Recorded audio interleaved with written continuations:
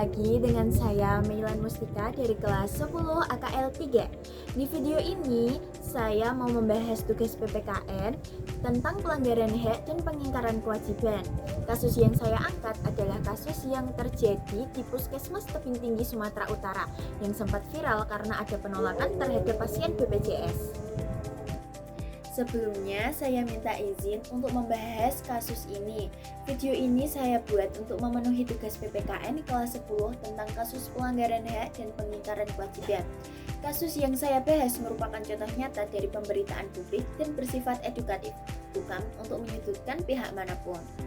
Jadi saya minta izin sekali. Ya, sekarang kita akan membahas kasus ini di slide berikutnya. Pegawai ASN Puskesmas Tanjung Marulak, Kota Tebing Tinggi, Sumatera Utara yang viral karena menolak pasien BPJS dicopot dari jabatannya. Pasien BPJS ditolak karena tidak membawa kartu BPJS.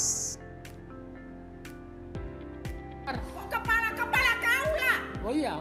Enak aja kau bilang kepala kau. Siapa kali upaya bapak? Pegawai Puskesmas Tanjung Mulia Tebing Tinggi Sumatera Utara ini marah-marah menolak melayani pasien yang tidak membawa kartu BPJS. Peristiwa terjadi saat salah satu pasien, Abdullah, mendatangi loket pendaftaran.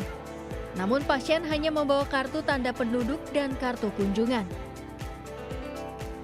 Kenapa saya pilih ini? Karena kesehatan itu hak dasar manusia dan pelayanan kesehatan harus bisa diakses siapapun.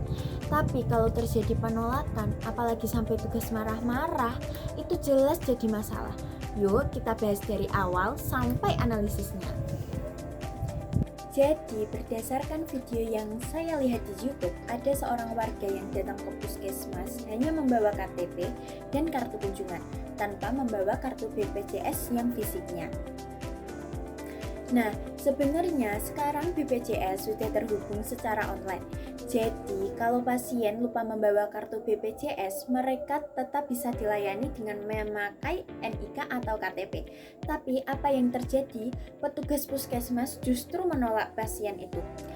Bahkan dalam videonya terlihat petugasnya marah-marah, suara ditinggikan, dan terjadi adu mulut karena pasien tetap meminta dilayani. Pasiennya butuh berobat, tetapi petugas tetap menolak karena alasan administrasi.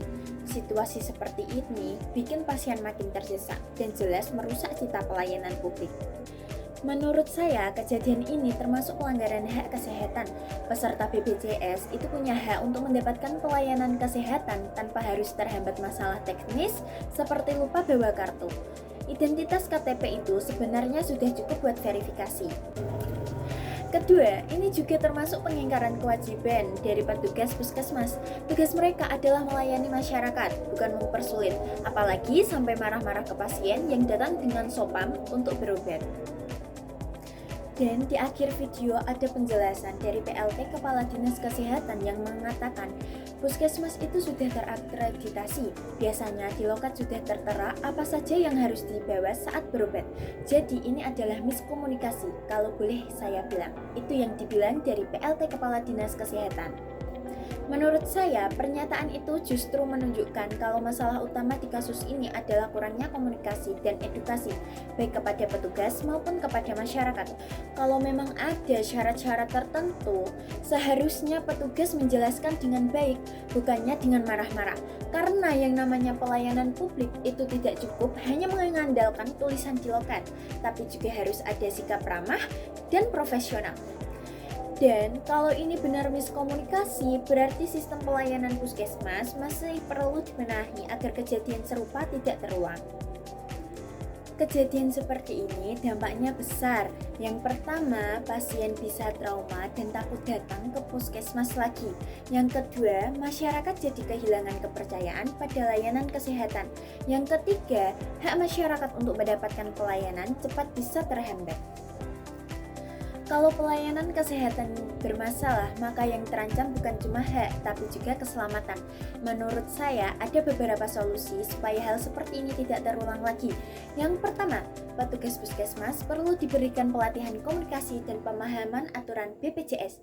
Tidak semua warga paham administrasi kesehatan, jadi petugas harus bisa menjelaskan dengan baik tanpa emosi.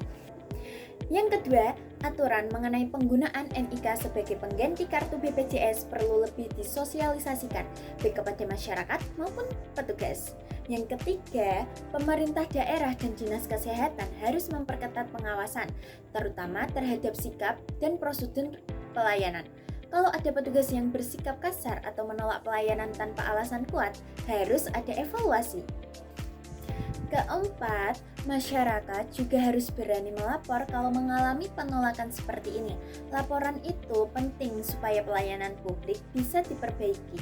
Harapan saya, semoga pelayanan kesehatan di Indonesia ke depan bisa lebih baik, lebih ramah, dan benar-benar memprioritaskan pasien. Karena kesehatan itu bukan sekedar urusan administrasi, tapi urusan nyawa manusia. Jadi, itu pembahasan lengkap tentang kasus puskesmas di tebing tinggi yang menolak pasien BPJS hanya karena tidak membawa kartu BPJS. Semoga video ini bisa membuka wawasan kita tentang pentingnya hak kesehatan dan kewajiban dalam pelayanan publik. Terima kasih sudah menonton. Wassalamualaikum warahmatullahi wabarakatuh. Bye-bye semuanya.